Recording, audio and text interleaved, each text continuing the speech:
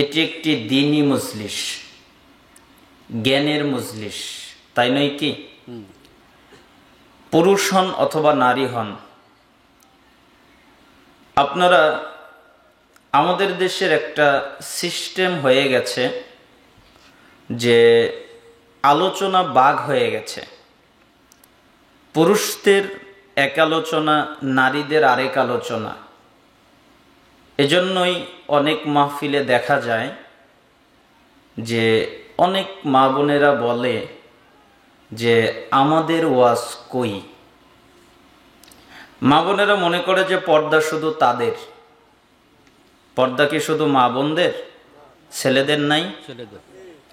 কোরআন এবং হাদিসে যতগুলো কথা আছে সমস্ত কথা মানব জাতির উপরে, পুরুষ হোক অথবা নারী হোক।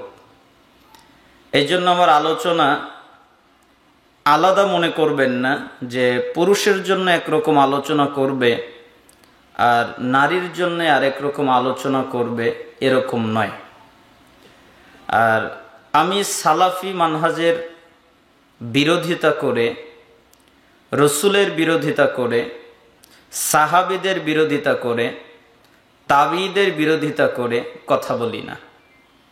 তারা কথা বলতেন, তাতে মানুষের উপকার হতো, সেজন্য আমি তাদের সুন্নাত ফলো করার জন্যে কথার মাধ্যমে আপনাদেরকে উপদেশ দিব। আশা করছি আলোচনার শেষ প্রান্ত পর্যন্ত পৌঁছতে পারলে আপনাদের আখলাক, চরিত্রের পরিবর্তন ঘটবে, এতে আমি বিশ্বাসী। কারণ মানুষের ঘটে, তা দেখতে পাচ্ছি। আল্লাহ তাআলা যেন কবুল করেন। এটা একটা দ্বীনি মজলিস, যেখানে আসতে হয় জ্ঞান অর্জন করার জন্যে। কেন? মনে হয় কথা বুঝতে পারেননি। কেন আসতে হয়? জ্ঞান অর্জন করার জন্যে। আর কোন নিয়তে এইখানে আসা উচিত নয়। যদি আপনি আসেন বক্তা দেখতে, যদি আপনি আসেন যে যাই বন্ধুদের সাথে একটু আড্ডা পিটে আসি, কথাবার্তা বলে আসি, অথবা আরো অন্য কোনো নিয়তে আসেন, তাহলে আপনার কোনো উপকার নেই।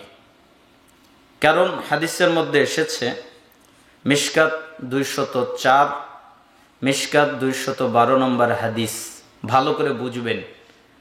মান সালাকা তরিকান ইয়ালতামিসু ফিহি ইলমান সালাকাল্লাহু লাহু বিহি তরিকান মিন তুরুকিল জান্নাহ। যে ব্যক্তি জ্ঞান অর্জন করার জন্যে, ইলম অর্জন করার জন্যে, কোরআন জানার জন্যে, হাদিস জানার জন্যে কোনো জায়গায় যায়, আল্লাহ এর বিনিময়ে তার জান্নাতের পথকে সহজ, সরল, সঠিক করে দেয়। সুবহানাল্লাহ। অর্থাৎ কেউ যদি চায় আল্লাহ তাআলা আমার জান্নাতের পথকে সহজ করে দিক, আল্লাহ তাআলা আমার জান্নাতের পথকে সঠিক করে দিক, আল্লাহ তাআলা আমার জান্নাতের পথকে সহজ করে দিক, সরল করে দিক, এটা যদি কেউ চায়, তাহলে এমন জায়গায় তারা যেন বসে যেখানে জ্ঞান অর্জন করা যায়। দারিমির 271 নম্বর হাদিস, রাসূল সাল্লাল্লাহু আলাইহি ওয়াসাল্লাম বলেন, যে ব্যক্তি রাতের সামান্য সময়, অল্প সময় জ্ঞান অর্জন করবে, সারা রাত তাহাজ্জুদ পড়ে, সালাত আদায় করে, কিয়াম করে যে নেকি পাবে, আল্লাহ তাআলা ওই নেকি তাকে দান করবেন। অত্র হাদিস দ্বারা বোঝা যায় যে তাহাজ্জুদের চেয়ে জ্ঞানের মর্যাদা আল্লাহর কাছে অনেক বেশি। হাদিসের একটি বিখ্যাত কিতাব আত-তারগীব ওয়াত-তারহীব, আল্লামা মুনজিরি রাহিমাহুল্লাহ সংকলন করেছেন। এই কিতাবের একটা বৈশিষ্ট্য হলো, এই কিতাবের প্রায় হাদিসগুলোই আশাজনক, যেগুলো জান্নাতের আশা দেখায়, কল্যাণের আশা দেখায়, ভালোর আশা দেখায়। আর ভীতি প্রদর্শনমূলক, জাহান্নামের ভয় দেখায়, আল্লাহর শাস্তির ভয় দেখায়, আল্লাহর আযাবের ভয় দেখায়। এই সংকলন নিয়ে একটা কিতাব আত-তারগীব ওয়াত-তারহীব।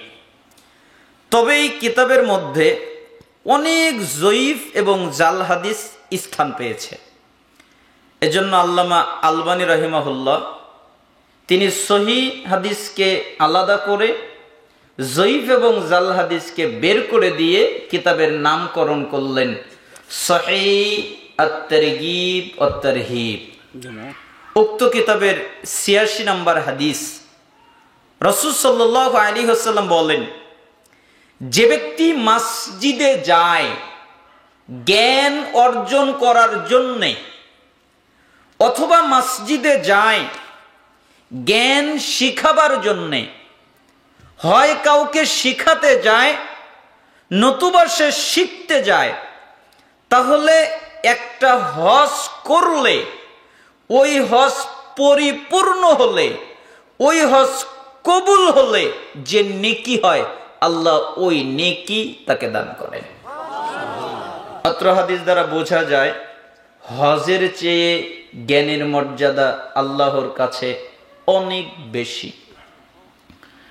মিশকাতুল মাসাবি ২২০ নম্বর হাদিস, রাসূল সাল্লাল্লাহু আলাইহি ওয়াসাল্লাম বলেন, মান খারাজা ফি তালাবিল ইলম ফাহুয়া ফি সাবিলিল্লাহ হাত্তা ইয়ারজি। যে ব্যক্তি জ্ঞান অর্জন করার জন্যে, ইলম অর্জন করার জন্যে, কোরআন এবং হাদিস জানার জন্যে বাড়ি থেকে বের হয়। বাড়ি থেকে বের হয় কেন? আমি কোরআন জানবো, আমি হাদিস জানবো, এটা হলো তার নিয়ত। তাহলে যতক্ষণ পর্যন্ত সে বাড়িতে ফিরে না আসে, ততক্ষণ তার আমলনামায় জিহাদ করার নেকি হতে থাকে। অত্র হাদিস দ্বারা বোঝা যায় জিহাদের চেয়ে জ্ঞানের মর্যাদা আল্লাহর কাছে অনেক বেশি। তাবারানী আল মুজামুল কাবির ৬৩৯ নম্বর হাদিস, আরেকটি ছাপায় ৬৪১ নম্বর হাদিস। আশ্চর্যজনক হাদিস। আমি আমার এই বয়সে যতগুলো কিতাব পড়েছি এরকম হাদিস আর পাইনি। রাসূল সাল্লাল্লাহু আলাইহি ওয়াসাল্লাম বলেন, যে ব্যক্তি কোনো দ্বীনি মজলিসে যায়, এরপরে ৩টা কাজ করে। এক, বসে। ইসলামের মজলিসে, দ্বীনের মজলিসে গেলে তাকে বসতে হয়। ২, মনোযোগ দিয়ে আলোচনা শোনে। মনোযোগ মানে সাহাবীরা বলতেন, আল্লাহর নবী যখন কথা বলতেন তখন আমরা মনে করতাম মাথায় পাখি বসে আছে, নড়াচড়া করা যাবে না, নড়াচড়া করলে পাখি উড়ে যাবে, তাই আমরা নড়াচড়া করতাম না। আর কোন কোন সাহাবীরা মনে করতেন যে আমরা হলাম পাথর, পাথর যেরকম নড়াচড়া করে না আমরাও ঠিক নড়াচড়া করব না।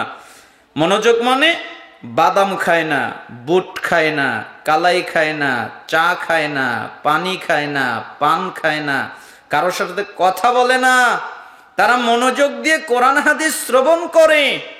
৩, শেষ পর্যন্ত থাকে, যতক্ষণ পর্যন্ত বৈঠক শেষের দোয়া পাঠ করা না হয় ততক্ষণ পর্যন্ত অবস্থান করে। তারা দোয়া করে ওঠে। আল্লাহ তাআলা বলেন, মুহাম্মদ জি আপনি বলেন, কি বলবো? কদ গফরাল্লাহু লাকুম যুনুবাকুম, আমি আল্লাহ তাআলা তাদের অতীত জীবনের যত পাপ আছে সবগুলোকে মাফ করে দিয়েছি। আমি আল্লাহ কারো পরোয়া করি না। তার পাপ হতে হতে যদি আসমান এবং জমিন ছেয়ে যায়, আসমান এবং জমিনে পাপ রাখার মতো জায়গা নেই। এত পাপ করেছে, এর পরেও দ্বীনি মজলিসে বসে পুরুষ হোক নারী হোক মনোযোগ দিয়ে কোরআন হাদিস শোনে, শেষ পর্যন্ত অবস্থান করে, আমি তো তাদের পাপ ক্ষমা করি। ও বুদ্দিলাত সাইয়্যাতিকুম হাসানাত, এবং তাদের পাপকে নেকিতে পরিণত করে দিই। পাপ কিসে পরিণত হয়ে যায়? নেকিতে। সালাত আদায় করলে পাপ ক্ষমা হয়, যাকাত দিলে পাপ ক্ষমা হয়, সিয়াম পালন করলে পাপ ক্ষমা হয়, হজ করলে পাপ ক্ষমা হয়, হিজরত করলে পাপ ক্ষমা হয়, জিহাদ করলে পাপ ক্ষমা হয়, ইসলাম কবুল করলে পাপ ক্ষমা হয়। যত আমল আছে শরিয়াতে প্রত্যেক আমলের মাধ্যমে পাপকে ক্ষমা বানানো যায়, কিন্তু পাপ নেকি বানানো যায় না। নেকি বানানোর জায়গা একটাই, এটাই দ্বীনি মজলিস। নেকি বানাতে হলে দ্বীনি মজলিসে বসে অবস্থান করে কোরআন হাদিস শুনতে হবে, তাহলে পাপ তো ক্ষমা হবে। যত পাপ অতীতে করেছে সবগুলোকে আল্লাহ নেকিতে পরিণত করে দিবেন। আল্লাহর কাছে দয়ার অভাব আছে? কোনো অভাব নেই। আল্লাহ যে কত দয়ালু, কত দয়াবান, এটা আমি আপনাকে বোঝাতে পারবো না, ওই ভাষা আমার নেই। তবে একটা কথা বলি, আপনি কিছু হয়তো বুঝতে পারবেন। আল্লাহ তাআলা একটা লোককে জাহান্নাম থেকে বের করবেন। বের করার পরে লোকটাকে বলবেন, বান্দা জি, আমি তোমার উপরে খুশি হয়ে গেলাম, আমি তোমার উপরে আর রাগ করব না, আমি তোমার উপরে আর রাগান্বিত হব না, সারা জীবনের জন্য, অনন্তকালের জন্য আমি তোমার উপরে খুশি হয়ে গেলাম, যাও আমার জান্নাতে প্রবেশ করো। তখন লোকটা আল্লাহকে বলবে, আল্লাহ একটা কথা বলি, বলো। আচ্ছা, আমি যে জান্নাতে যাব, আমার কি জান্নাতে জায়গা আছে? তার মানে তার ধারণা হলো আমি হলাম শেষ ব্যক্তি, আমার পরে তো আর কেউ জাহান্নাম থেকে বের হবে না, আমার পরে তো আর কেউ জান্নাতে যাবে না, তো সবাই তো জান্নাত বুক করে ফেলেছে, হয়তোবা আমার জায়গা নেই, এটা তার ধারণা। আল্লাহ তাআলা বললেন, আচ্ছা তোমার দেশে কি রাজা বাদশা ছিল? জি আল্লাহ ছিল। রাজার রাজত্ব কত বড় ছিল? অনেক বড়। আচ্ছা যাও, আমি তোমাকে জান্নাতে একটা রাজার রাজত্ব দিব। তুমি কি খুশি? আল্লাহ, আমি খুশি হয়ে গেছি। শোনো,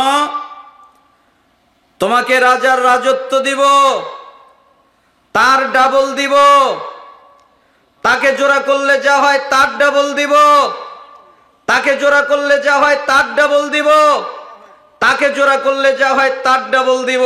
লোকটা এবার বলে ফেললেন, আল্লাহ আর লাগবে না। সালাফরা বলতেন, যদি ওই লোকটা আল্লাহকে না ঠেকাতো তাহলে আল্লাহ খালি বলেই যেতেন, তোর কত বড় জান্নাত লাগবে। কিন্তু লোকটা ঠেকিয়ে দিলেন, তাই আল্লাহ থেমে গেলেন। থেমে যাওয়ার পরে আরেকটা বাক্য বললেন, যাও আমি তো তোমাকে তা দিলাম, তার আরো 10 গুণ দিলাম। তুমি কি এবার খুশি? আল্লাহ, আমি খুশি হয়ে গেছি। আপনাকে একটা কথা বলবো, বলো।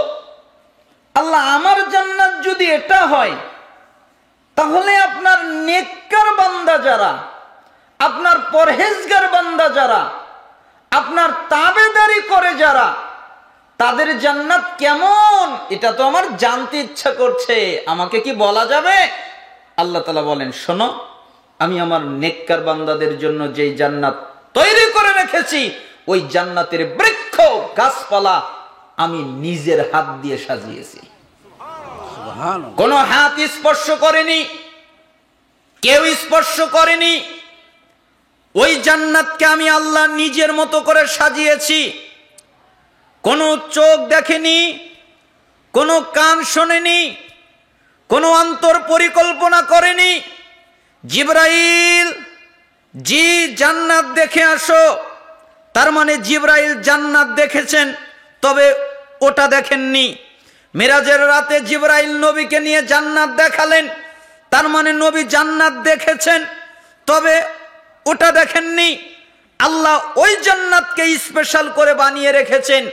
একজন সাহাবী লাফ মেরে উঠলেন আর বললেন, আল্লাহর নবী, যদি ওই জান্নাতটা মনে হয় আপনাদের নবীদের জন্য, তাই না? মুহাম্মদ সাল্লাল্লাহু আলাইহি সাল্লাম বললেন, না, আল্লাহর কিছু বান্দা আছে যারা আল্লাহর আনুগত্য করে, আল্লাহ যা আদেশ করে তা পালন করে, আল্লাহ যা নিষেধ করে তা ত্যাগ করে। আল্লাহর রাসূলের কিছু উম্মত আছে, আল্লাহর নবী যা আদেশ করেন তা পালন করে, আল্লাহর নবী যা নিষেধ করেন তা ত্যাগ করে, অথচ আল্লাহকে দেখেনি, অথচ আল্লাহর নবীকে দেখেনি, এমন ব্যক্তিদের জন্যও আল্লাহ তাআলা ওই জান্নাতের ব্যবস্থা করে রেখেছেন। তার মানে আল্লাহ কত দয়ালু। ওই আল্লাহ বলছেন মনোযোগ দিয়ে কোরআন হাদিস শোনেন, তাহলে পাপ ক্ষমা হয়ে যাবে, পাপ আল্লাহ তাআলা নেকিতে পরিণত করে দিবেন। আমি আমার খুতবার মধ্যে একটি আয়াত পাঠ করেছি আপনাদেরকে অ্যাটেনশন করার জন্য। আল্লাহ তাআলা বলেন, ওয়ামা আতাকুমুর রাসূলু ফাখুযু ওয়ামা নাহাকুম আনহু ফান্তাহু। রাসূল তোমাদের যা দেয় তোমরা তা নেও, ওয়ামা নাহাকুম আনহু ফান্তাহু, এবং রাসূল তোমাদের যা থেকে নিষেধ করেন তোমরা তা থেকে বিরত হও। তার মানে আল্লাহর নবী যা আদেশ করবেন তা নিতে হবে, আল্লাহর নবী যা নিষেধ করবেন তা ত্যাগ করতে হবে, ঠিক না? ওয়াত্তাকুল্লাহ, এ ব্যাপারে আল্লাহকে ভয় করো। ইন্নাল্লাহা শাদীদুল ইকাব, নিশ্চয়ই আল্লাহ শাস্তি দানে কঠোর, কঠিন। আল্লাহ শুধু দয়া করতে পারে এমনটা নয়, আল্লাহ দয়া করতে পারে, আল্লাহ রহমত দিতে পারে, আল্লাহ মাগফিরাত করতে পারে, আল্লাহ অনেক কঠিন শাস্তিও দিতে পারে। অতএব আল্লাহর শাস্তিকে ভয় করে আল্লাহর নবী যা বলে তাই পালন করো, আল্লাহর নবী যা নিষেধ করে তাই ত্যাগ করো। এই জন্যই আমি মাঝে মধ্যে বলি, একটা মানুষ যদি তার সার্বিক জীবনে কল্যাণ চায়, সার্বিক জীবনের সফলতা চায়, সার্বিক জীবনে ভালো চায়, তাহলে তাকে একমাত্র যেই কাজটা করতে হবে সেটা হলো নিঃশর্তভাবে মুহাম্মদ সাল্লাল্লাহু আলাইহি সাল্লামের আনুগত্য করা। আপনি যদি আল্লাহর ভালোবাসা চান, আপনি যদি পাপ থেকে ক্ষমা চান, আপনি যদি হিদায়াত চান, আপনি যদি সফলতা চান, আপনি যদি জান্নাত চান, তাহলে আপনাকে রাসূলের আনুগত্য করতেই হবে, ঠিক না? কার আনুগত্য করতে হবে?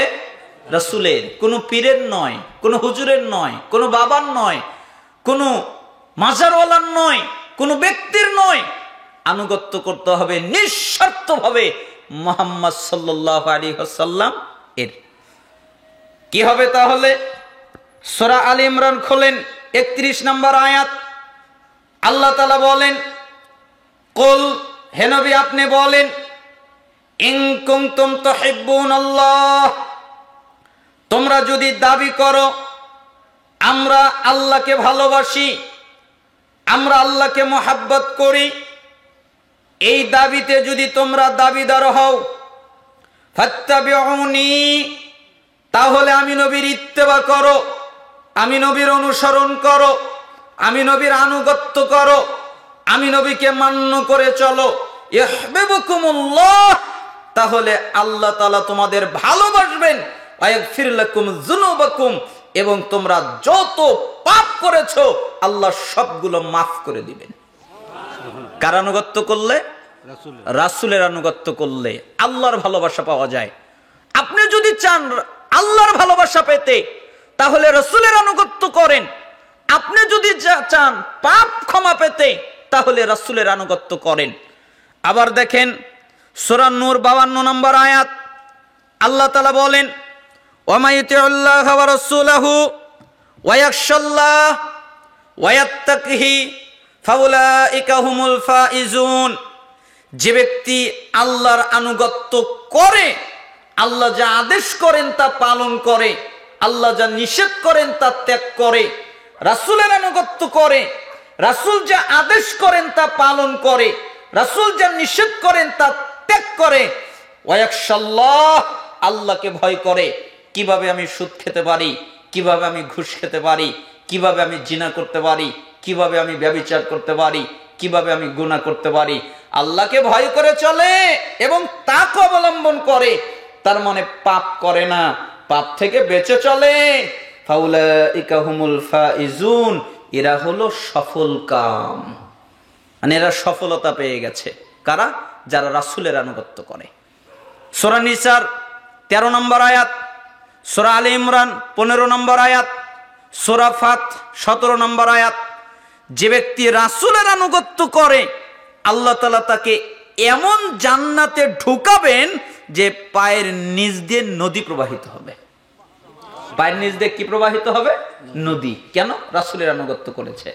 সূরা আরাফ 158 নম্বর আয়াত, ফাআমিনু বিল্লাহি ওয়া রাসূলিহিন নাবিয়্যিল উম্মিয়্যি আল্লাযী ইউমিনু বিল্লাহি ওয়া কালিমাতিহি ওয়াত্তাবিউহু লাআল্লাকুম তাহতাদুন। তোমরা ঈমান আনো আল্লাহর প্রতি, ঈমান আনো আল্লাহর বার্তাবাহক উম্মি নবীর প্রতি। কেন? যে নবী আল্লাহর প্রতি ঈমান এনেছেন, আল্লাহ যে কিতাব নাজিল করেছেন ওই কিতাবের প্রতি ঈমান এনেছেন, তোমরা ওই নবীর আনুগত্য করো, তোমরা ওই নবীর অনুসরণ করো, তোমরা ওই নবীর ইত্তেবা করো, লাআল্লাকুম তাহতাদুন, তাহলে আল্লাহ তাআলা তোমাদেরকে হিদায়াত দান করবেন। বলেন তো কি দান করবেন? হিদায়াত। কার আনুগত্য করলে? রাসূলের আনুগত্য করলে। এখানে 5টা জিনিস পেলাম। 1 আল্লাহর ভালোবাসা, 2 হিদায়াত, 3 পাপ থেকে ক্ষমা, 4 সফলতা, 5 জান্নাত। আবার দেখেন, 1 আল্লাহর ভালোবাসা, 2 হিদায়াত, 3 পাপ থেকে ক্ষমা, 4 সফলতা, 5 জান্নাত। কোথায়? রাসূলের আনুগত্য করলে। এই জন্য বলেছিলাম আপনার জীবনের সার্বিক জীবনের সবচেয়ে জরুরি কাজ হচ্ছে আপনার জীবন দিয়ে হলেও রাসূলের আনুগত্য করা। আবু দাউদের 4607 নম্বর হাদিস, তিরমিজি 2676 নম্বর হাদিস, ইবনে মাজার 42 নম্বর হাদিস, ইবনে হিব্বানের 5 নম্বর হাদিস, সহিহ তারগিব ওয়াত তারহিবের 37 নম্বর হাদিস। রাসূল সাল্লাল্লাহু আলাইহি ওয়াসাল্লাম বলেন, ওয়া ইন্নাহু মান ইয়াইশ মিনকুম বাদি ফাসায়ারা ইখতিলাফান কাসীরা ফাআলাইকুম বিসুন্নতি ওয়া সুন্নাতিল খুলাফাইর রাশিদিন আল মাহদিয়্যিন আদু আলাইহা বিন নওয়াজিস। শোনো, তোমরা যারা আমার পরে বেঁচে থাকবে, আমি নবী আর বেশি দিন বাঁচব না, আমি তোমাদের মধ্যে থেকে চলে যাব, আমি তোমাদের মধ্যে থেকে বিদায় নিব, আমি মরে যাব। তোমরা যারা আমার পরে জীবিত থাকবে, তোমরা যারা আমার পরে বেঁচে থাকবে, তারা দেখতে পাবে অনেক ইখতিলাফ, অনেক মতভেদ, একজনের সাথে আরেকজনের মিল নেই। একজন একরকম কথা বলে, আরেকজন আরেক রকম কথা বলে, এক হুজুর এক ফতোয়া দেয়, আরেক হুজুর আরেক ফতোয়া দেয়। এই সময় যদি তোমরা পৌঁছে যাও, তখন তোমাদের উপরে কর্তব্য হলো আমি রাসূলের সুন্নাতকে আঁকড়ে ধরা আর আমার খুলাফায়ে রাশিদিনের সুন্নাতকে আঁকড়ে ধরা। আদু আলাইহা বিন নওয়াজিস, মারির দাঁত দিয়ে কামড়ে শক্ত করে আঁকড়ে ধরবে। যেরকম মারির দাঁত দিয়ে কাপড়কে কামড়ে ধরলে কাপড়কে ছিটানো যায় না, সরানো যায় না, ঠিক তুমি সুন্নাত আমলের মাধ্যমে সুন্নাতকে আঁকড়ে ধরবে যেন তোমার থেকে সুন্নাতকে ছোটানো না যায়।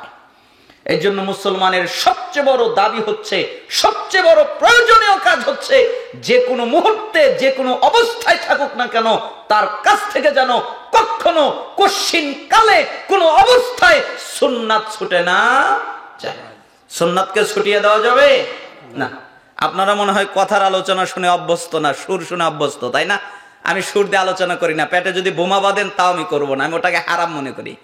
আপনি যদি বলেন যে বোমা দিয়ে আপনাকে উড়িয়ে দেবে, একটু সুর দেন, আমার সুর আছে, দিব না, আমার ঠেকা পড়েনি। কেন? আল্লাহর নবী দেয়নি, সাহাবী দেয়নি, তাবি দেয়নি, তাবে দেয়নি, কোনো ইমাম দেয়নি, কোনো মুস্তাহিদ দেয়নি। আমাদের দেশে টাকা পয়সা বেশি নিতে হয়, মানুষকে খুশি করতে হয়, মানুষকে অ্যাটেনশন করতে হয়, এটা হলো উদ্দেশ্য থাকে, তাই করে। তা আমার এই নিয়ত নাই। আমি এসেছি মানুষকে হেদায়েত করার জন্য, এজন্য রাসূলের পদ্ধতিতে কথা বলবো। রাগ করবেন না। আল্লাহ সুবহানাহু ওয়া তাআলা আপনাদেরকে পালন করার তৌফিক দান করুন। তাহলে ইত্তেবা বুঝালাম, এখান থেকে এতটুকু বুঝতে পারলেন যে রাসূলের আনুগত্য করতে হবে, তিনি যা বলবেন তা পালন করতে হবে। এবার যদি রাসূল কিছু বলেন পালন করবেন, রাজি আছেন সবাই? জি, রাজি আছেন তো? আল্লাহ তাআলা প্রত্যেককে কবুল করুন। মুআয ইবনুল জাবাল রাদিয়াল্লাহু আনহু তিনি বলেন, আউসানি রাসূলুল্লাহ সাল্লাল্লাহু আলাইহি ওয়াসাল্লাম বিআশরি কালিমাত, আল্লাহর নবী আমাকে 10টা কথা বললেন, তিনি আমাকে 10টা বিষয় পালনের কথা বললেন, তিনি আমাকে 10টা বিষয় আলোচনার কথা বললেন। তিনি বললেন, 1 লা তুশরিক বিল্লাহি শাইআ ওয়া ইন কুতিলতা ওয়া হুররিকতা, আল্লাহর সাথে কাউকে শরীক করবা না। তোমাকে যদি হত্যা করা হয় তবুও না, তোমাকে যদি আগুনে জ্বালিয়ে দেওয়া হয় তবুও না। তুমি আগুনে জ্বলে যাবে, তুমি নিহত হবে, তুমি মরে যাবে, তুমি আগুনে পুড়ে যাবে, তবুও কশিন কালেও আল্লাহর সাথে শিরিক করা যাবে না। পৃথিবীতে যতগুলো পাপ আছে সমস্ত পাপের একটা জরুরি পাপ, মারাত্মক পাপ শিরিকের পাপ। কেন? শিরিক তার আগের যত আমল আছে সমস্ত আমলগুলোকে ধ্বংস করে দেয়। আর শিরিকের পাপ আল্লাহ কখনো ক্ষমা করেন না। আল্লাহ তাআলা শিরিক ক্ষমা করবেন না, এই ওয়াদা আল্লাহ আগেই করেছেন। সূরা নিসার 48 নম্বর আয়াত, ইন্নাল্লাহা লা ইয়াগফিরু আন ইউশরাকা বিহি ওয়া ইয়াগফিরু মা দুনা যালিকা লিমান ইয়াশা। নিশ্চয়ই যে ব্যক্তি আল্লাহর সাথে শিরিক করে আল্লাহ তাআলা শিরিকের পাপ ক্ষমা করেন না। এছাড়া যত পাপ আছে তিনি যাকে চায় তাকে মাফ করে দেয়, যাকে চায় তাকে ক্ষমা করে দেয়। কিন্তু শিরিকের পাপ আল্লাহ ক্ষমা করে না। আল্লাহ ইচ্ছা করলে সুদ ক্ষমা করে দিতে পারেন বিচারের মাঠে, ঘুষ ক্ষমা করে দিতে পারেন বিচারের মাঠে, জিনা ব্যভিচার ক্ষমা করে দিতে পারেন বিচারের মাঠে, গান বাজনা বাদ্যযন্ত্র শুনেছে ক্ষমা করে দিতে পারেন বিচারের মাঠে, নিষাদার দ্রব্য মদ গাঁজা ইয়াবা হিরোইন ফেন্সিডিল খেয়েছে আল্লাহ মাফ করে দিতে পারেন বিচারের মাঠে। কিন্তু যে শিরিক করেছে আল্লাহ শিরিকের পাপ কখনো ক্ষমা করবেন না। একথা আল্লাহ বলেছেন যে আমি শিরিকের পাপ কখনো ক্ষমা করি না। সূরা মায়েদা 72 নম্বর আয়াত, আল্লাহ তাআলা বলেন, ইন্নাহু মাইয়ুশরিক বিল্লাহ, নিশ্চয়ই যে ব্যক্তি আল্লাহর সাথে শিরিক করে ফাকাদ হারামাল্লাহু আলাইহিল জান্নাহ, আল্লাহ তাআলা তার উপরে জান্নাতকে হারাম করে দেন। জান্নাত তার জন্য হারাম, ওমা ওয়াহুন নার, এবং তার ঠিকানা হলো জাহান্নাম, জাহান্নামই তার ঠিকানা। ওমালিজ জালিমিনা মিন আনসার, আর এ হলো জালেম, এ হলো জুলুমকারী, এর কোনো সাহায্যকারী নেই। সে সাহায্যকারী হিসেবে আল্লাহকে পাবে না, সে সাহায্যকারী হিসেবে কোনো নবীকে পাবে না, সে সাহায্যকারী হিসেবে কোনো ফেরেশতাকে পাবে না, সে সাহায্যকারী হিসেবে কোনো মানুষকে, আল্লাহওয়ালা লোককে পাবে না, সে সাহায্যকারী হিসেবে বাপ মা আত্মীয় স্বজন সন্তান সন্ততি কাউকে পাবে না। কেন? তার কোনো সাহায্যকারী নেই, জান্নাত তার উপরে হারাম, জাহান্নাম তার ঠিকানা। কেন? সে শিরিক করেছে। নিশ্চয়ই যে ব্যক্তি শিরিক করে আল্লাহ তাআলা জান্নাতকে তার উপরে হারাম করে দেন আর জাহান্নাম হয়ে যায় তার ঠিকানা। আপনাকে তো আল্লাহ এত কঠিন বাক্য বলেননি যত কঠিন বাক্য নবীদের বলেছেন। আপনি সূরা আনাম খুলবেন, 88 নম্বর আয়াত পড়বেন, 88 নম্বর আয়াতের আগ পর্যন্ত যাবেন, ওই আয়াতগুলোতে নাম গণনা করবেন, দেখবেন আল্লাহ তাআলা 18 জন নবীর নাম উল্লেখ করেছেন। চাকরি করে অথবা কোনো সরকারি কর্মকর্তাই সে দিন জানে, ইসলাম জানে, তার বাপ মা কি বৃদ্ধাশ্রমে থাকে? কখনোই থাকে না। এই জন্য দিন শিক্ষা দিতে হবে, দিনের গুরুত্ব সন্তানকে বোঝাতে হবে। এজন্য আল্লাহ নবী বললেন, তোমার বাপ মার নাফরমানি করো না। আল্লাহ নবী সাল্লাল্লাহু আলাইহি সাল্লাম তো হাদিস বলেছেন, মাকে দিলেন gold medal, silver medal, bronze medal, তিনটাই মা পেল। আল্লাহ নবী কার আনুগত্য করব? তোমার মায়ের। তারপরে কার? তোমার মায়ের। তারপরে কার? তোমার মায়ের। তারপরে কার? তোমার বাপের। এখান থেকে আমরা বুঝে নিয়েছি যে মায়ের আনুগত্যটাই জরুরি, বাপের আনুগত্য করার দরকার নাই। অথচ কিন্তু এখানে এরকম নয়, মায়ের একটু গুরুত্ব আল্লাহ বেশি বুঝিয়েছেন, কিন্তু এর অর্থ এটা নয় যে বাপের গুরুত্ব নেই। পৃথিবীর বুকে সবচেয়ে নিঃস্বার্থ একটা ব্যক্তি সে হলো বাপ, যে নিজের জন্য খাটে না, নিজের জন্য কিছু করে না, যা কিছু করে সব অন্যজনের জন্য করে, তাই না? হয় স্ত্রীর জন্য করে, না হলে সন্তানের জন্য করে, না হলে কন্যাদের জন্য করে, তার পরিবার পরিজনের জন্য করে, নিজের জন্য কিছুই করে না। একটা ঘটনা আমার মনে পড়ে গেল। একটা লোক, তার সন্তান কোনোদিন তাকে সময় দেয় না, খুব ব্যস্ত সরকারি চাকরিজীবী। তাই বাপ সন্তানকে বলছে, বাবা তুমি কি আমাকে একটু সময় দেবে? না আমায় তোমাকে দেওয়ার মতো সময় নেই। না বাবা আমাকে একটুটুকু সময় দাও। না তোমাকে দেওয়ার মতো সময় নেই। আচ্ছা ঠিক আছে 10 মিনিট সময় দাও। আচ্ছা ঠিক আছে 10 মিনিট দিলাম। কোথায় যাবে? ওই পার্কে যাব। পার্কে কেন? কাজ আছে। আচ্ছা ঠিক আছে চলো। তো বাপকে সন্তান পার্কে নিয়ে গেল। তো পার্কে যখন নামলেন তখন বাপ সন্তানকে একটা কাক দেখিয়ে বলছেন, আব্বা কি এটা কি? বাপ সন্তানকে বলছেন একটা কাক দেখিয়ে, এটা কি? তখন সন্তান রেগে গিয়ে বলছেন, হ্যাঁ এটা কি তুমি বুঝতে পারো না? মজাক করার জায়গা, এটা একটা কাক। ও কাক, আচ্ছা ঠিক আছে। কিছুক্ষণ পরে আর একটা কাক দেখতে পেরেছে। তখন বাপ ওই কাকটা দেখে জিজ্ঞেস করছে, আব্বা তাহলে এটা কি? তুমি আমার সাথে মজা করো, তুমি আমার সাথে মস্কারি করো, তুমি আব্বু এমন কেন? তুমি এত জটিল কেন? তুমি এত কঠিন কেন? তোমাকে গত মাসে চশমা কিনে দিলাম, এখনো তুমি দেখতে পাচ্ছ না? আরে এটা একটা কাক। এটা হলো সন্তান। এটা কে? সন্তান। এটা হলো সন্তানের জবাব। তখন বাপের কাছে একটা ডায়েরি ছিল 30 বছর আগের। কয় বছর আগের? 30 বছর আগের। তো 30 বছর আগের একটা ডায়েরি বাপ বের করলেন। 2 চোখ দিয়ে তার টসটস করে পানি পড়ছে আর বলছে, বাবা আজ থেকে 30 বছর আগে, এখন তোমার বয়স হলো 32 বছর, তখন তোমার বয়স ছিল 2 বছর। তুমি কথা বলতে পারতে না, আমতামতা করে কি কি যেন বলতে, ভালো করে বোঝা যেত না। এই পার্কে আমি তোমাকে নিয়ে ঘুরতে এসেছিলাম। তুমি একটা কাক দেখিয়ে আমাকে জিজ্ঞেস করেছিলে, আব্বা এটা কি? আমি বলেছিলাম এটা একটা কাক।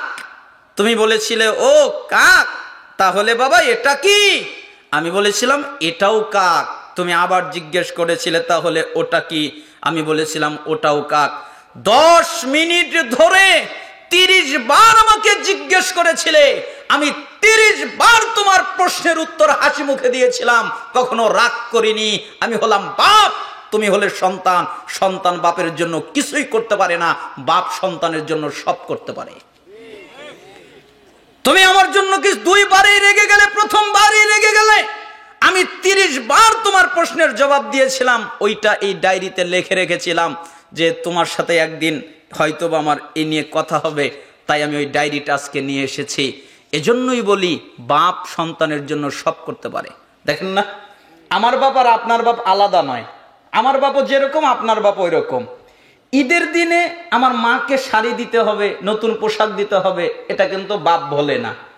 সন্তানদেরকে নতুন কাপড় চোপড় দিতে হবে, এটা কিন্তু বাপ বলে না। বাপ সন্তানদের নতুন কাপড় চোপড় দেয়, বাপ স্ত্রীকে নতুন কাপড় চোপড় দেয়, সব করে, কিন্তু বাপ খালি ভুলে যায় যে নিজের জন্য নিতে হবে। ওই গত ঈদেরটা ইস্ত্রি করে পরে, তাই না? ম্যাক্সিমাম এরকম হয় না? বাপ ঈদেরটা ইস্ত্রি করে পরে। আমাদের বাপ, আমার বাপ দেখেছি আমি ইস্ত্রি করে পরে। জুতোটা ছিঁড়ে গেছে সেলাই করে পরে। তারপরে নতুন কিছু কেনে না, সন্তানের হবে না, স্ত্রীর হবে না। এটা হলো বাপ। অতএব ওই বাপকে তুমি তুচ্ছ তাচ্ছিল্য করো না। যুবক তোমাকে বলছি, আল্লাহর নবী বলেছেন পিতামাতার নাফরমানি করবা না। তোমার বাপ মা যদি তোমার স্ত্রী তালাক দিতে বলে তাই দিবে, সম্পত্তি ব্যয় করে দিতে বলে তাই দিবে, তবু পিতামাতার নাফরমানি করা যাবে না। ওয়ালা তাতরুকান্না সালাতান মাকতুবাতান মুতাআম্মিদান ফাইন্না মান তারাকা সালাতান মাকতুবাতান মুতাআম্মিদান ফাকাদ বারিয়াত মিনহু জিম্মাতুল্লাহ। 3, ইচ্ছা করে ফরজ সালাত ছেড়ে দিও না। কেন? যারা ইচ্ছা করে ফরজ সালাত ছেড়ে দেয়, আল্লাহ তাআলা তাদের উপর থেকে আল্লাহর দায়িত্ব উঠিয়ে নেয়। যারা ফরজ সালাত পড়ে না তাদের প্রতি আল্লাহর কি নাই? দায়িত্ব নাই। তারা আল্লাহ থেকে মুক্ত। আরেকটা হাদিসে এসেছে তারা আল্লাহর দিন থেকে মুক্ত। আরেকটা হাদিসে এসেছে তারা আল্লাহর নবী থেকে মুক্ত, পুরুষ হোক অথবা নারী হোক। যারা ফরজ সালাত আদায় করে না ওরা আল্লাহ থেকে মুক্ত, ওরা আল্লাহর দিন থেকে মুক্ত, ওরা আল্লাহর নবী থেকে মুক্ত। আর কোরআনের ভাষায়, হাদিসের ভাষায়, সাহাবীদের ভাষায়, তাবিদের ভাষায়, মুস্তাহিদ ইমামদের ভাষায়, মুহাদ্দিস মুহাদ্দিসদের ভাষায়, হক্কানি আলেমদের ভাষায় স্পষ্ট, যারা সালাত আদায় করে না তাদের পরিচয় হলো তারা মুশরিক, তারা কাফের। যারা সালাত আদায় করে না ওরা কি? মুশরিক, কাফের। দলিল, এবার দলিল দেওয়া যাক। সূরা তাওবা খুলবেন 5 নম্বর আয়াত, সূরা তাওবা খুলবেন 11 নম্বর আয়াত। আল্লাহ তাআলা বলেন, যারা সালাত আদায় করে ওরা তোমাদের দ্বীনি ভাই, আর যারা সালাত আদায় করে না ওরা তোমাদের দ্বীনি ভাই না। এই হাদিসের ব্যাখ্যার জন্য অনেক হাদিস এসেছে এই আয়াতের। যেমন মুসলিম খুলবেন 82 নম্বর হাদিস, ইন্না বাইনার রাজুল ওয়া বাইনাশ শিরক ওয়াল কুফর তারকুস সালাহ। নিশ্চয়ই একটা ব্যক্তি, একটা কাফের, একটা মুশরিক, এদের মধ্যে পার্থক্য হলো নামাজ। যারা নামাজ আদায় করে ওরা হলো ঈমানদার, যারা নামাজ আদায় করে না ওরা হলো কাফের, ওরা হলো মুশরিক। তিরমিজির 2618 নম্বর হাদিস, ভালো করে বোঝেন, বাইনাল কুফরি ওয়াল ঈমান তারকুস সালাহ। নিশ্চয় একটা ঈমানদার আর একটা কাফের, এদের মধ্যে পার্থক্য নামাজ। যারা নামাজ পড়ে ওরা ঈমানদার, যারা নামাজ পড়ে না ওরা হলো কাফের। তিরমিজি 2621 নম্বর হাদিস, আলাহদুল্লাযী বাইনানা বাইনাহুমুস সালাহ ফামান তারাকাহা ফাকাদ কাফার। আমাদের মধ্যে আর তাদের মধ্যে ব্যবধান হলো সালাত।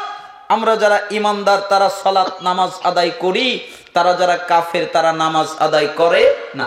ইবনে মাজাহ 1080 নম্বর হাদিস, লাইসা বাইনাল আবদ ওয়াশ শিরক ইল্লা তারকুস সালাহ ফাইজা তারাকাহা ফাকাদ আশরাক।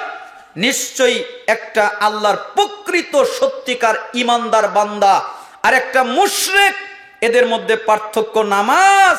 যারা নামাজ ছেড়ে দিল ওরা শিরিক করলো। বলেন তো, নামাজ ছেড়ে দিলে কি করলো? কয় আমরা নামাজ পড়ি না তাই কি হলো, আমরা তো আর শিরিক করি না। অথচ আল্লাহ নবী কি বললেন? যারা সালাত পড়ে না ওরাও শিরিক করলো, শিরিকে নিমজ্জিত। এই ব্যাপারে আমার 21টা হাদিস মুখস্থ আছে। সময়ের ব্যবধানে আমি এখান থেকে আপনাকে 4টা শোনালাম। তার মানে রাসূলের হাদিস দ্বারা প্রমাণিত হয়ে গেল যারা সালাত আদায় করে না ওরা মুসলমান না। এবার পরবর্তী প্রজন্ম কারা? রাসূলের পরবর্তী প্রজন্ম কারা? সাহাবী। তাহলে সাহাবীরা কি দলিল দিলেন? আব্দুল্লাহ বিন মাসউদ রাদিয়াল্লাহু আনহু তিনি বলেন, মান তারাকাস সালাহ ফালা দীন লাহু। যারা সালাত আদায় করে না এদের দ্বীন নেই, এদের ধর্ম নেই। আলী রাদিয়াল্লাহু আনহু বলেন, মাল্লাম ইউসাল্লি ফাহুয়া কাফিরুন। যারা সালাত আদায় করে না এরা হলো কাফের। আবু দারদা রাদিয়াল্লাহু আনহু তিনি বলেন, লা ঈমানা লিমান লা সালাতা লাহু। ওই ব্যক্তির ঈমান নেই যেই ব্যক্তি সালাত আদায় করে না, যে ব্যক্তি নামাজ পড়ে না ওই ব্যক্তির ঈমান নেই। একজন জলিলুল কদর সাহাবী ওমর ইবনুল খাত্তাব রাদিয়াল্লাহু আনহু, তার ঘটনাটা মনে পড়ে গেল। একটা ঘাতক তাকে হত্যা করতে চাচ্ছিল। কিভাবে তাকে হত্যা করা যায় সে পায়তারা করছিল, কোনো উপায় পাচ্ছিল না। কারণ ওমরকে তো হত্যা করা খুব সহজ ব্যাপার নয়, জটিল কঠিন ব্যাপার। তাই শয়তান মানুষের রূপ ধারণ করে আসলো। আসার পরে তাকে জিজ্ঞেস করলো, তুমি কি উমারকে হত্যা করতে চাচ্ছ? হ্যাঁ, আমি তো তাই চাচ্ছি। আপনি কিভাবে জানলেন? আরে যেভাবে জেনেছি, তোমাকে আমি পথ বাতলে দিচ্ছি। কি পথ? তুমি উমারকে হত্যা করতে পারবে না একমাত্র নামাজ ছাড়া। কেন? উমার যখন নামাজে দাঁড়ায় তখন তার মনোযোগ নামাজের মধ্যেই থাকে, এই জন্য নামাজের মধ্যে তাকে হত্যা করা সহজ হবে। তাছাড়া তুমি পারবে না। আরেকটি কাজ করতে হবে, যে কোনো নামাজে হত্যা করতে পারবে না, ফজরের নামাজে হত্যা করতে পারবে। কেন? ফজরের নামাজ অন্ধকার অবস্থায় তারা আদায় করে।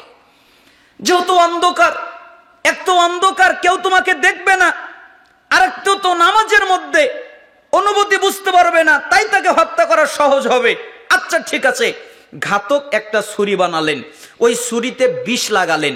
বিষ মাখা ছুরি নিয়ে ফজরের সালাতে ওমর ইবনুল খাত্তাব রাদিয়াল্লাহু আনহু 1 রাকাত পড়েছেন, আর 1 রাকাত পড়তে পারে নাই। কেন? ওই ঘাতক এসে পেটের ভিতরে ছুরি দিয়ে বারবার আঘাত করেছেন। ওমর ইবনুল খাত্তাব রাদিয়াল্লাহু আনহু জমিনে পড়ে গেছেন। আরেকজন সাহাবী এসে বাকি সালাত আদায় করে দিলেন। ওমর ইবনুল খাত্তাব রাদিয়াল্লাহু আনহুকে নিয়ে যাওয়া হলো। 10টা 11টার সময় তার জ্ঞান ফিরে আসলো। তখন তিনি প্রথম বাক্যটা, যেটা জ্ঞান ফিরে পাওয়ার পরেই বললেন, লোকেরা কি নামাজ পড়েছে? বলেন তো কি বাক্য বললেন? লোকেরা কি নামাজ পড়েছে? আর কোনো বাক্য বললেন না, এটাই বললেন। আমাদের জ্ঞান ফিরে পেলে আমরা বলি, অজ্ঞান হলে হসপিটালে অপারেশন করলে অজ্ঞান করা হয় না? জ্ঞান ফিরে পাওয়ার পরে বলি, যার কাছে যে প্রিয়, আমার মা কই, আমার সন্তান কই, আমার আব্বা কই, আমার ছেলে কই, আমার মেয়ে কই, আমার স্ত্রী কই? কিন্তু ওমর ইবনুল খাত্তাব রাদিয়াল্লাহু আনহু জ্ঞান ফিরে পাওয়ার পরে প্রথম বাক্যটাই বললেন, লোকেরা কি নামাজ পড়েছে? তখন সাহাবীরা বললেন, জি, নামাজ হয়ে গেছে।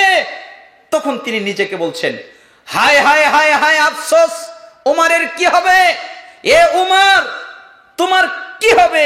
কি হবে তোমার? লা হাজ্জা ফিল ইসলাম লিমান তারাকাস সালাহ। ওই ব্যক্তির ইসলামে কোনো জায়গা নেই যে ব্যক্তি সালাত আদায় করে না, যে ব্যক্তি নামাজ পড়ে না, ওই ব্যক্তির ইসলামে কোনো জায়গা নেই। উমর, তোমার কি হবে? ওমর ইবনুল খাত্তাব রাদিয়াল্লাহু আনহু 1 রাকাত অনিচ্ছাকৃতভাবে সালাত ছুটে গেছে, তাই তিনি চিন্তা করেন তার ঈমানের কি হবে। আর আপনি দৈনিক 5 ওয়াক্ত ত্যাগ করে বলেন নামাজ না পড়লে কি হবে, আমার ঈমান ঠিক আছে, তাই না?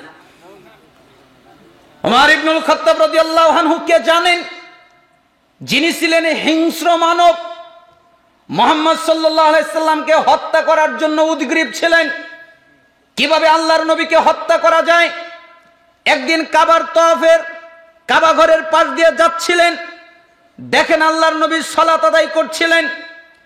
তখন ওমর দাঁড়ালেন, কোরআন তেলাওয়াত শুনছিলেন আর বলছিলেন, এটা কোনো কবির কবিতা। আল্লাহর নবী বললেন, এটা কোনো কবির কবিতা নয়। তখন ওমর বললেন, তাহলে এটা মানব রচিত কোনো কিতাব। আল্লাহর নবী বললেন, এটা মানব রচিত কোনো কিতাব নয়। তখন ওমর বললেন, কি ব্যাপার? আমি যা বলি সে তাই বলে, কিভাবে বলে? এ কথা বলে তিনি ওদিন চলে গেলেন। অন্য আরেকদিন খোলা তরবারি হাতে করে নিয়ে আল্লাহর নবীকে মারার জন্য সামনের দিকে অগ্রসর হচ্ছেন। একটা লোকের সাথে দেখা পড়ে গেল। কি ব্যাপার, তুমি কোথায় যাচ্ছ? আমি আল্লাহর নবীকে দেহ থেকে মাথাটা আলাদা করার জন্য যাচ্ছি। কেন? আল্লাহর নবী আমাদের মূর্তিদের গালি দেয়, আমাদের দেবদেবীদের গালি দেয়, আমাদের উপরে, আমাদের মূর্তিদের উপরে লানত বর্ষণ করে, বদদুয়া করে। তার শরীর থেকে আমি মাথাটা আলাদা করার জন্য যাচ্ছি। তখন লোকটা বললেন, তুমি যদি মুহাম্মদকে মারো, তার কি পরিবার পরিজনের লোক তোমাকে ছেড়ে দিবে? আমি ও কথা দেখতে চাচ্ছি না, আমি মুহাম্মদকে হত্যা করবই। আরে মুহাম্মদকে পরে হত্যা করো, তোমার বোন ফাতেমা, তোমার বোন ফাতেমার স্বামী, তারাই তো মুহাম্মদের দিন গ্রহণ করেছে, আগে তাদের কিছু করো। মুহাম্মদকে কি করবে? আগে তোমার বোনকে ঠেকাও, আগে তোমার বোন স্বামীকে ঠেকাও। তুমি যদি মিথ্যা কথা বলো, তোমার সাথে আমার পরে বোঝাপড়া আছে। এ কথা বলে তিনি বোনের বাড়িতে চলে গেলেন। গিয়ে দেখেন বোনের ঘরের ভিতরে কোরআন তেলাওয়াতের আওয়াজ শোনা যাচ্ছে। ঘরের ভিতরে ছিল খাব্বাব। খাব্বাব তার বোন স্বামীকে কোরআন তেলাওয়াত করে শোনাচ্ছিল। দরজায় নক করা হলো, খাব্বাব পালালেন, খাব্বাব আড়াল হয়ে গেলেন। বোন জামাই বের হয়ে আসলো। ওমর কোনো কথা না বলেই, তোমরা কি মুহাম্মদের দিন গ্রহণ করেছো? আচ্ছা, অন্য দিনের চেয়ে যদি মুহাম্মদের দিন ভালো হয়, গ্রহণ করাতে অসুবিধা কি? এ কথা বলতেই ওমর পিটতে পিটতে একদম মাটিতে শুইয়ে দিলেন। ফাতেমা চলে আসলো, আমার স্বামীকে মেরো না। এ কথা বলতে বলতে তার বোনকে পিটতে পিটতে মাটিতে শুইয়ে দিলেন। মুখের উপরে পা রেখে বললেন, বল মুহাম্মদের দিন ত্যাগ করবি কিনা, বল মুহাম্মদের দিন ত্যাগ করবি কিনা। এক পর্যায়ে তার অনুশোচনা হলো, হায়রে, আমার বোন তো খারাপ কিছু করে নাই, আমার বোন স্বামী তো খারাপ কিছু করে নাই, আমি কেন তাদের সাথে এই আচরণ করছি? আচ্ছা, তোমরা যেন কি যেন পড়ছিলে, আমাকে কি একটু দেওয়া যাবে? না, আপনাকে দেওয়া যাবে না। কেন? আপনি হলেন অপবিত্র। তাহলে কি করতে হবে? আপনাকে গোসল করতে হবে। আচ্ছা ঠিক আছে, আমি গোসল করে আসছি। ওমর রাদিয়াল্লাহু আনহু গোসল করে আসলেন। এরপরে কোরআনটা নিলেন, এরপরে পড়া শুরু করলেন। 2 চোখের পানি ছেড়ে দিলেন। এরপরে বললেন, এটা কোনো মানব রচিত কিতাব হতে পারে না, এটা কোনো কবির কবিতা হতে পারে না, এটা কোনো জাদুকরের জাদু হতে পারে না। এই কথা বলে তার বোনকে বললেন, বোন স্বামীকে বললেন, আমাকে কি মুহাম্মদের কাছে নিয়ে যাবে? কেন? তাহলে আমি ইসলাম গ্রহণ করতাম। খাব্বাব সচক্ষে দেখছিলেন যে আল্লাহর নবী দোয়া করেছিলেন, আল্লাহ তুমি আবু জাহেল না হলে ওমর দুজনের একজনকে ইসলামের জন্য কবুল করো। কিভাবে দোয়াটা এত তাড়াতাড়ি কবুল হয়ে গেল খাব্বাব বুঝতে পারলেন। আল্লাহর নবীর কাছে ওমর চলে গেলেন। যাওয়ার পরে দরজায় নক করলেন। দরজার ভিতর থেকে একজন সাহাবী উকি মেরে দেখলেন ওমর এসেছে। তখন তিনি বুঝলেন হয়তোবা ক্ষতি করার জন্য এসেছে। হামজা রাদিয়াল্লাহু আনহু বললেন, খুলে দাও, যদি ওমর কল্যাণ চায় আমরা তাকে কল্যাণ দিব, আর সে যদি ক্ষতি করার জন্য আসে আমি হামজা তার বিরুদ্ধে যথেষ্ট আছি, খুলে দাও। খুলে দেওয়া হলো। আল্লাহ নবী সাল্লাল্লাহু আলাইহি সাল্লাম তার গলা মুখ ধরলেন, টান দিয়ে নিয়ে এসে বললেন, ওমর তুমি কি এখনো ক্ষান্ত হবে না? এ কথা বলা শেষ, ওমর শুরু করে দিলেন, আশহাদু আল্লা ইলাহা ইল্লাল্লাহ ওয়া আশহাদু আন্না মুহাম্মাদান আবদুহু ওয়া রাসূলুহু। আমি সাক্ষ্য দিচ্ছি আল্লাহ ছাড়া সত্যিকার কোনো ইলাহ নেই। আমি সাক্ষ্য দিচ্ছি মুহাম্মদ সাল্লাল্লাহু আলাইহি সাল্লাম আল্লাহর রাসূল। এ কথা বলার সাথে সাথে ঘরের ভিতরে আল্লাহু আকবারের ধ্বনি ধ্বনিত হয়ে গেল, বেজে উঠল। ওমর পরের বাক্যে বললেন, আল্লাহর নবী, জি আমরা কি হকের উপরে আছি না বাতিলের উপরে আছি? তা আমরা তো হকের উপরে আছি। তাহলে আমরা যদি হকের উপরে থাকি তাহলে দাওয়াত কেন গোপনে হবে? আমি ওমর কথা দিলাম আজ থেকে প্রকাশ্যে ইসলামের দাওয়াত ঘোষণা দেওয়া হবে। ঠিক যেদিন ওমর রাদিয়াল্লাহু আনহু ইসলাম গ্রহণ করলেন ওই দিন থেকে ইসলামের দাওয়াত প্রকাশ্যে দেওয়া শুরু হয়ে গেল। এ হলো ওমর। ওই ওমর বলছেন, হায় হায় আমার কি হবে, যে সালাত আদায় করে না তার ইসলামে কোনো জায়গা নেই। আর আপনি নামাজ পড়েন না, বলেন নামাজ না পড়লে কি হবে, আমার ঈমান ঠিক আছে। আপনার ঈমান আর তার ঈমান আসমান এবং জমিন পার্থক্য। আপনি করে দেখেন। তাবিরা বলতেন, কানা সাহাবু মুহাম্মদ সাল্লাল্লাহু আলাইহি ওয়াসাল্লাম লা ইয়ারাউনা শাইআম মিনাল আমাল তারকুহু কুফরুন গায়রুস সালাহ। সাহাবীরা আমলের মধ্যে কোনো আমল ছেড়ে দাওকে কুফরি মনে করতেন না, একমাত্র নামাজ ছাড়া। কেউ যদি নামাজ ছেড়ে দিত তাহলে সাহাবীরা তাদেরকে কাফের মনে করত, অন্য কোনো কারণে কাফের মনে করত না। এমন কি তাই নয়, সাহাবীদের ফতোয়া তো এটাই। বর্তমান আধুনিক যুগের যারা ইসলামিক পণ্ডিত, ইমাম আহমদ বিন হাম্বল রাহিমাহুল্লাহ সহ অতীতের যুগে যারা ইসলামিক পণ্ডিত, তারা ঐক্যমত হয়েছে, যারা সালাত আদায় করে না সে যদি মেয়েকে বিয়ে দেয় তাহলে বিয়ে হবে না। মেয়েকে বিয়ে দিলে কি হবে না? আমি নামাজ পড়ি না, আমি যদি আমার মেয়েকে বিয়ে দেই বিয়ে হবে না। আপনি নামাজ পড়েন না, আপনি আপনার মেয়েকে বিয়ে দিলে বিয়ে হবে না, বিয়ে বাতিল। দুই, যে ছেলে সালাত আদায় করে না ওই ছেলের সাথে মেয়েকে বিয়ে দেওয়া যাবে না। কেন?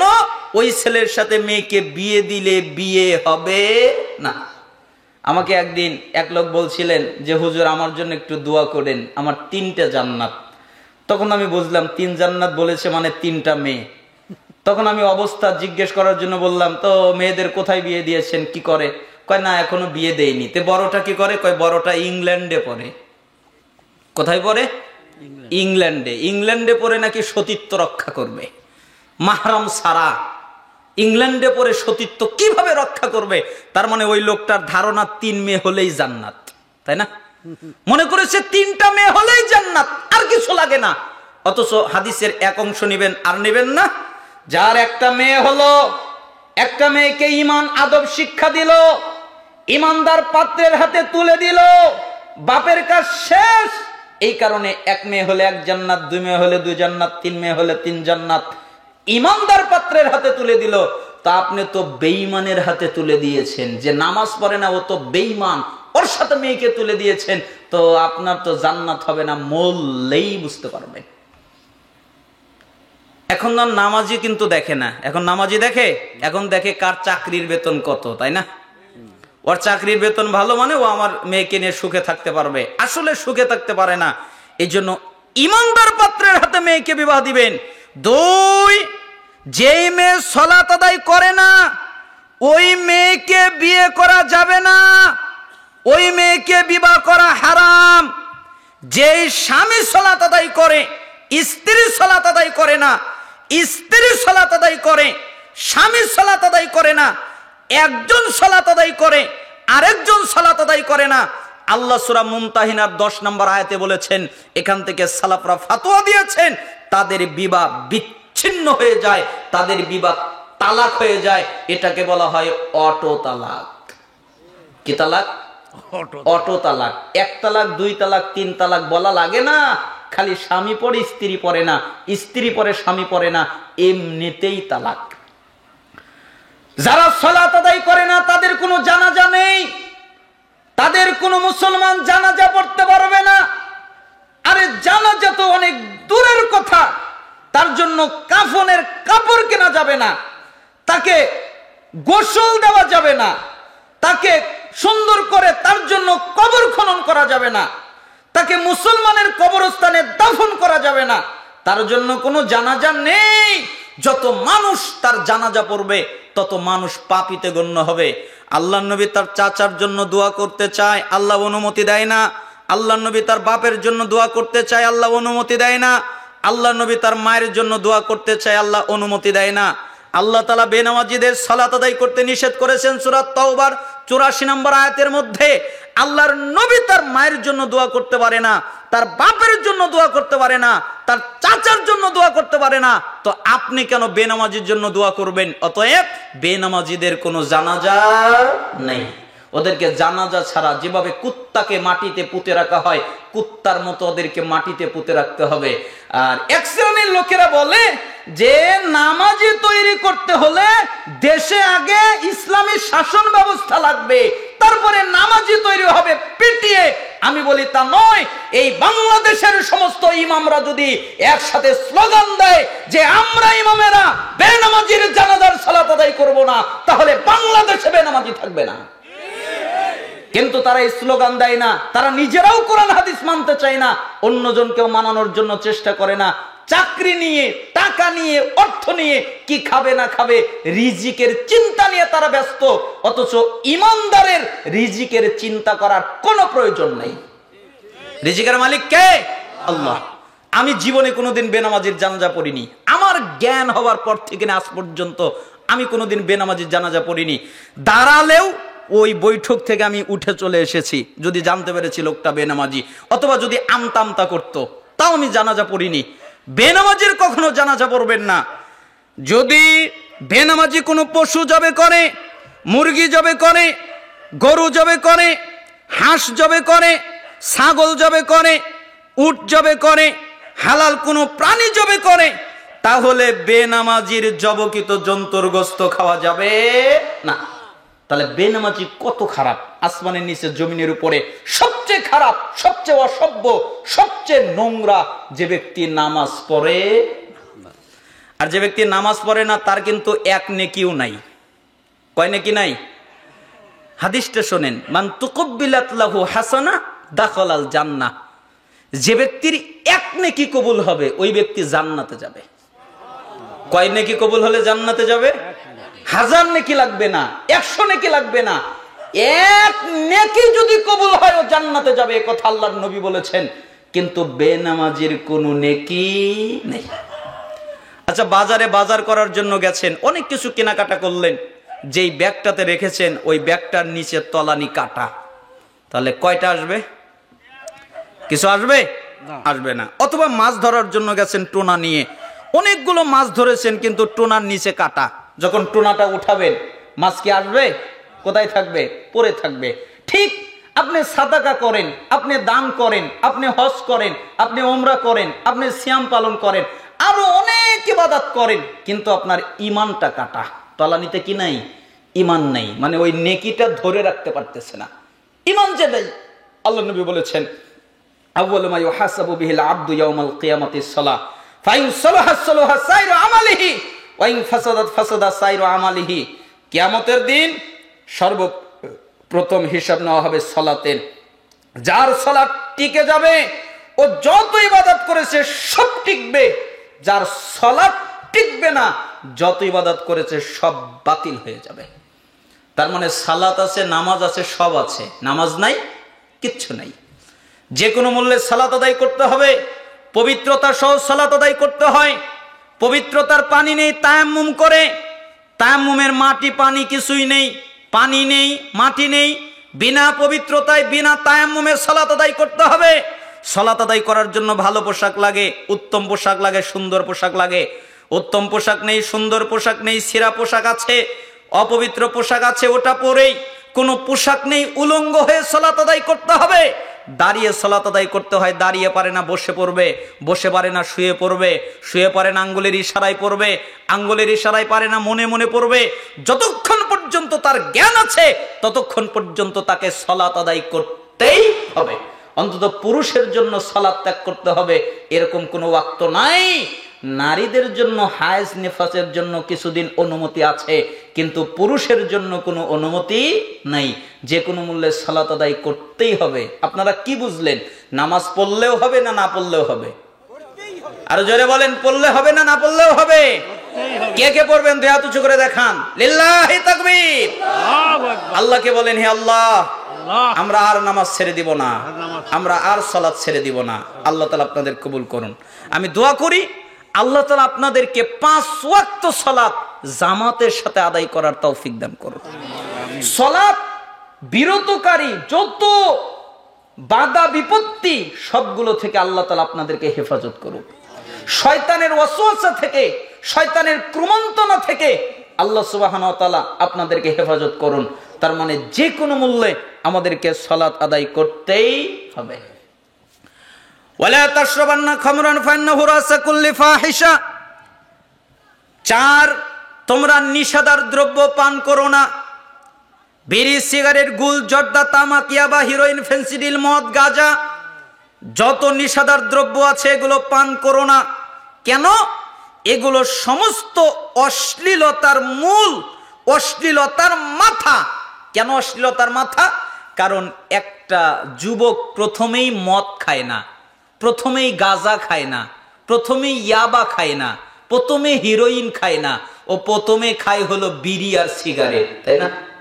এগুলো খেয়ে খেয়ে ও নিশাটা বাড়ায়, তারপরে গাঁজা খায়, ইয়াবা খায়, হিরোইন খায়, ফেন্সিডিল খায়, মদ খায়, তারপর আর বিবেক হারিয়ে যায়, জ্ঞান হারিয়ে যায়, তখনও অসভ্যতা করে, মানুষকে ধরে হত্যা করে, ও সমাজের ভিতরে রাহাজানি করে বেড়ায়। কেন? ওর তো বিবেক নাই, ওর তো বুদ্ধি নাই। আল্লাহর নবী বলেছেন, যারা নিষাদার দ্রব্য পান করে ওদের বিবেক বুদ্ধি থাকে না। মানুষ তো গাঁজা হারাম এটা বোঝে, মদ হারাম এটা বোঝে, ইয়াবা হারাম এটা বোঝে, হিরোইন হারাম এটা বোঝে, ফেন্সিডিল হারাম এটা বোঝে, খালি বোঝে না যে জর্দাটাও যে হারাম। কয় জর্দা হারাম কোথায়? জর্দা হলো মাকরুহ। আচ্ছা বলেন তো, জর্দা কিসের পাতা? আরো জোরে বলেন, কিসের পাতা? তামাক পাতা। আচ্ছা, সিগারেট কিসের পাতা? দুটেই তো তামাক পাতা, তাই না? আচ্ছা, যারা সিগারেট খায়, তুলনামূলক দুটেই খারাপ। যারা সিগারেট খায় একটা যুবক, আর একটা বৃদ্ধ লোক নামাজ পড়ে জর্দা খায়, এখন সিগারেট খাওয়া যুবকটাই খারাপ বেশি না নামাজি জর্দা খাওয়া লোকটা খারাপ বেশি? জর্দা খাওয়া লোকটা খারাপ বেশি। কেন? ও সিগারেটের ধোঁয়া খায় আর এটা ডাইরেক্ট খায়। ও খায় কি? ধোঁয়া। আর এটা খায় কি? ডাইরেক্ট। আমি আমার আব্বার সাথে, আমার আব্বা, আমরা গরিব মানুষ তো কাজে নিত না। যখন মাদ্রাসায় পড়তাম, আমার মাদ্রাসায় অনেক টাকা বেতন লাগতো। প্রথম আব্বা নিত না কাজে, তো খুব জোর জবরদস্তি করে আব্বার সাথে কাজে যেতাম। তো একদিন মানিকগঞ্জ গোলাইডাঙ্গা নামক এক এলাকায় কাজে গেলাম, 2 বাপ বেটা। আমাদের কাজ পড়লো হলো তামাক খেতে। কি খেতে? তামাক খেতে। 10 দিন কাজ করলাম। এর আগে পরে অনেক করেছি, কিন্তু ওইবার বেশি ছিলাম, 10 দিন। তো 10 দিন কাজ করতে করতে আমি অনেক কিছু গবেষণা করেছি। কি গবেষণা করেছি? 9 নম্বর দিন আব্বাকে অনেকগুলো প্রশ্ন করলাম। আব্বা বলো, আচ্ছা তামাক খেতে এদুরের বাসা নাই কেন? আব্বা বলো, আচ্ছা তামাক খেতে শিয়ালের বাসা নাই কেন?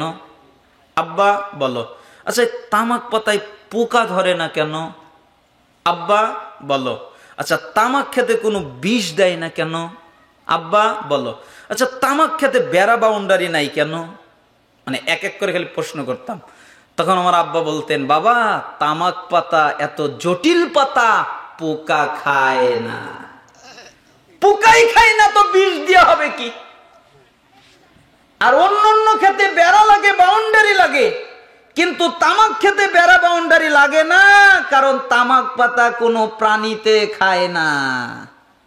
ছাগলে খায় না, গরুতে খায় না, ঘোড়ায় খায় না, কোন প্রাণীতে খায় না, আজব একটা প্রাণী, ওটা হলো মানুষ, ওইটাই খায়। আর বলে আমরা নাকি জ্ঞানী। কিভাবে বুঝবো আপনি জ্ঞানী? আমি যদি একটা বোতল নিয়ে আসি আর যদি বলি এটা মদ খাবেন, অথবা তখন বলবেন না মদ খাবো কেন, এটা বাদ দিলাম। আমি যদি একটা বোতল নিয়ে আসি আর বলি এটা বিষ খাবেন, আপনারা কেউ খাবেন বিষ? তাই তো খায়। ওই যে ধূমপানে লেখা আছে না, ধূমপানের কারণে স্ট্রোক হয়, ধূমপানের কারণে ক্যান্সার হয়, ধূমপানের কারণে হৃদয় রোগ হয়, ধূমপান বিষ পান লেখা থাকে না। জর্দা খেলে ক্যান্সার হয়, জর্দা খেলে এটা হয় সেটা হয়, 42টা রোগ হয়। এটা ডক্টররা বের করেছেন যে ধূমপান অথবা এই জর্দা পান করার কারণে 42টা মারাত্মক রোগ হয়। তার সবচেয়ে ছোট রোগের নাম হলো ক্যান্সার। এতগুলো রোগ হয়, এরপরেও খায়। এজন্যই তো আল্লাহ বলেছেন, দেখেও দেখে না, চক্ষু আছে দেখে না, শুনেও শোনে না, কান আছে শোনে না, বুঝেও বোঝে না, অন্তর আছে বোঝে না। উলাইকা কাল আনআম, এরা চতুষ্পদ জন্তু জানোয়ারের মতো, বালহুম আদল, এর চেয়ে খারাপ। তার মানে যারা বিড়ি, সিগারেট, গুল, জর্দা, তামাক এগুলো পান করে, তারা ছাগল, তারা গরু, তারা ঘোড়া, তারা কুত্তা, তারা শৃগাল, তারা শূকর, তারা যত নিকৃষ্ট প্রাণী আছে সবগুলোর চেয়ে খারাপ। কেন এগুলো খাবে? মুসলমানের বাচ্চা কেন এই হারামগুলো খাবে? আবার মজা করে বলে মাকরু। তা মাকরু মানে কি? আমাকে এক হুজুর বলল সমস্যা কি মাকরু? আমি বললাম মাকরু মানে কি? কয় মাকরু মানে খারাপ। তা আপনি খারাপ খান আবার ভালো, এটা হতে পারে? অতএব নিষেধাজ্ঞার দ্রব্য পান করা যাবে এটাও নয়, আবার যেগুলো বড় মারাত্মক পর্যায়ের নিষেধাজ্ঞার দ্রব্য ওটাও পান করা যাবে না। ওয়া ইয়াকাল মাসিয়া ফাইন্না বিল মাসিয়াতি হাল্লা সাগাতুল্লাহ। 5, আল্লাহর নাফরমানিমূলক কাজ করবা না। যেই কাজে আল্লাহ রেগে যায়, যেই কাজে আল্লাহ অখুশি হয়, এইরকম কাজ করবা না। কেন?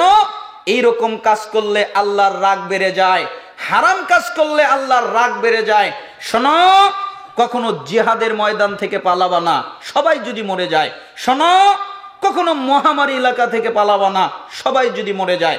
ওয়া আনফিক আলা আয়ালিকা মিন তাওলিক, তুমি তোমার পরিবার পরিজনের জন্য ব্যয় করবে, কিপটামি করে কষ্ট দিবা না।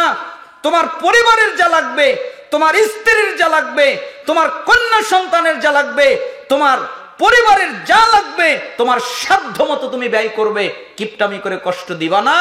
ওয়ালা তারফানহুমা সাকা আদাবা, তুমি তোমার পরিবারের লোকদেরকে আদব কায়দা শিক্ষা দেবে। কি শিক্ষা দেবে? আদব কায়দা। প্রয়োজনে লাঠি ব্যবহার করবে।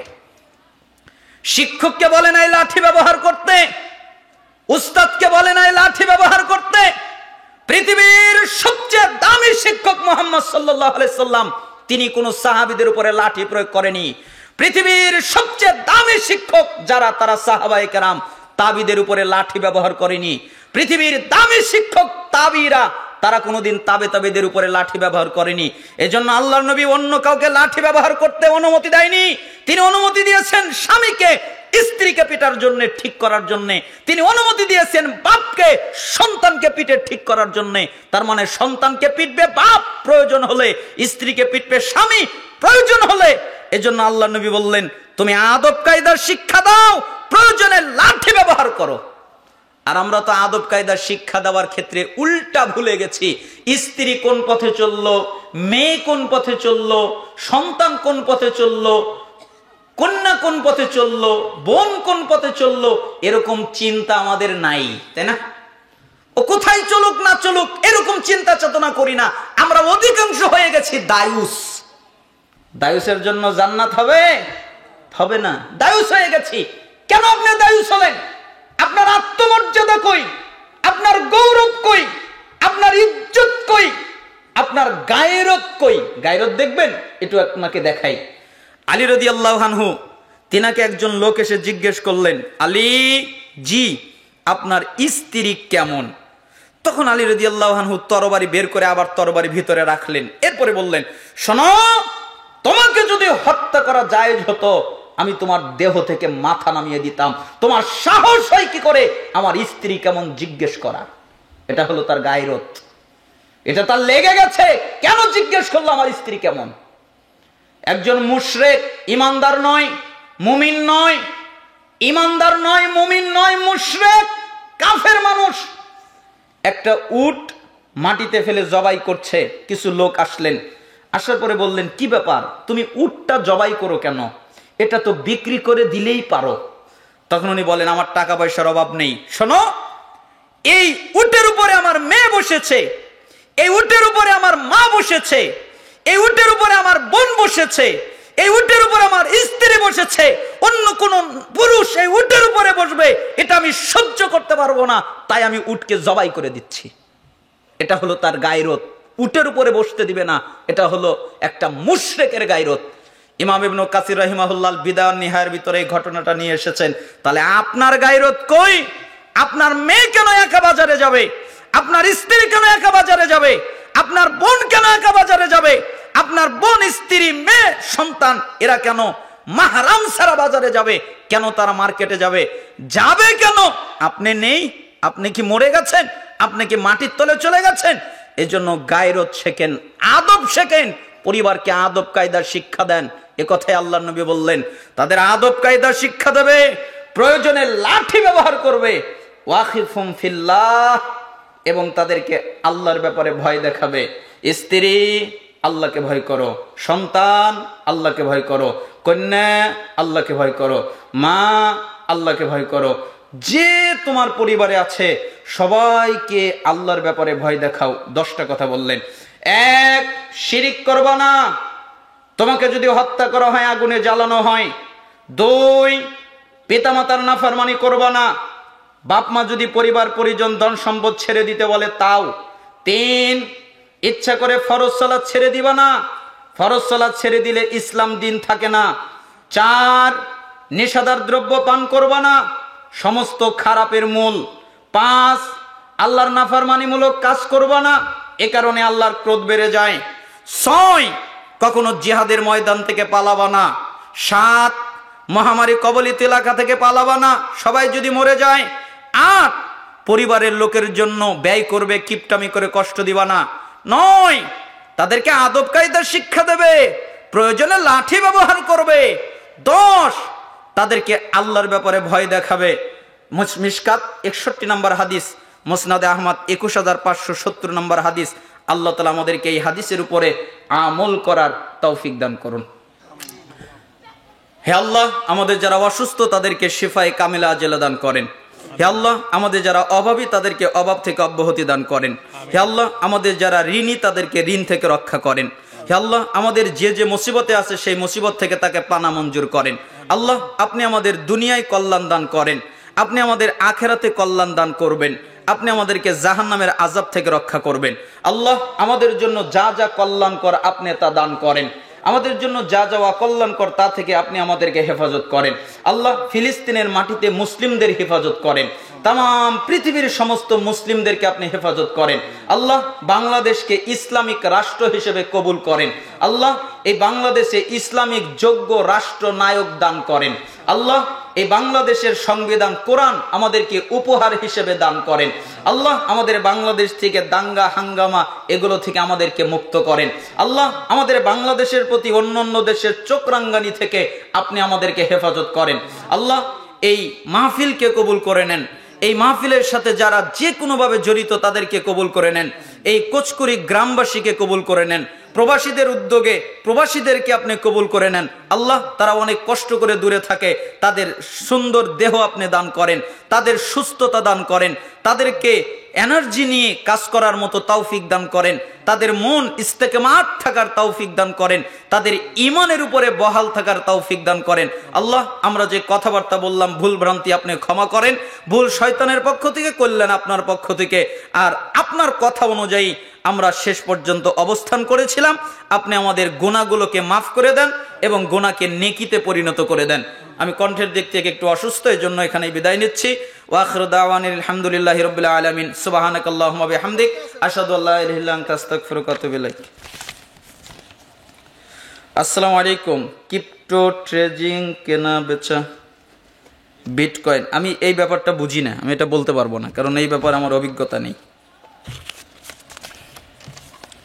হাত তালি দেওয়া যাবে কি? জি না, হাত তালি দেওয়া যাবে না।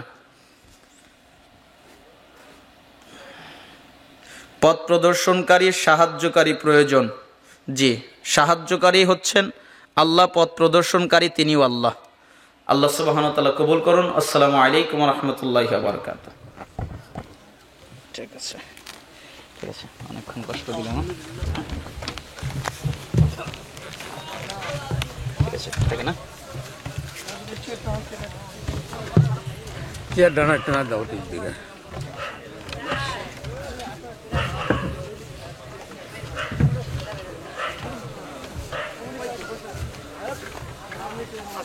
ক্রিপ্টো ট্রেন্ডিং বেলা কেনা বেচা, বিটকয়েন